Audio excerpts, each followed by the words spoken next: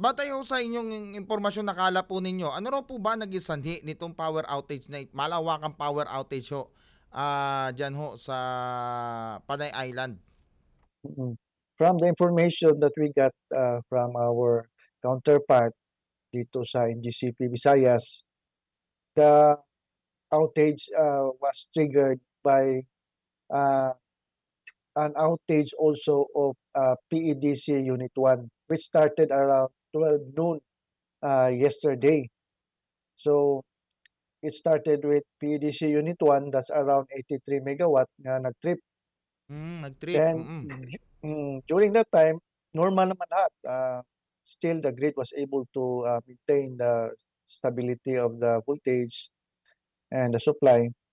But unfortunately, mm, after 2 hours, biglang nag-trip again another na malaking plan, which is PDC Unit 2. mm. That's another 83 megawatt plant capacity. So Yan dalawang yan po ay planta 83. ng kuryente, tama po ba?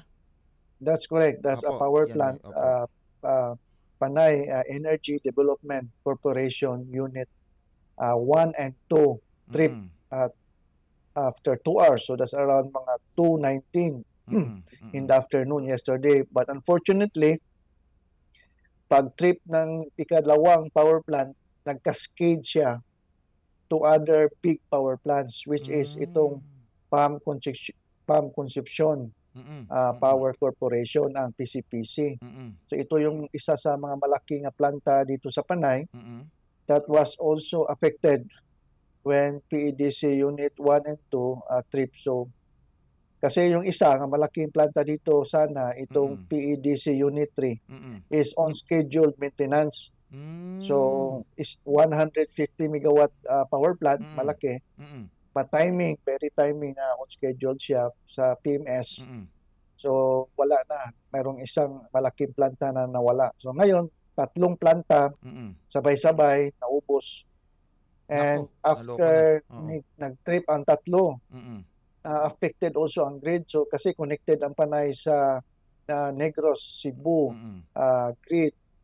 Nag-trip also ang grid. So naging na-wipe out talaga yung power supply for the entire Panay Island.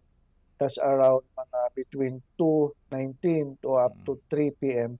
Hmm. So blackout Panay.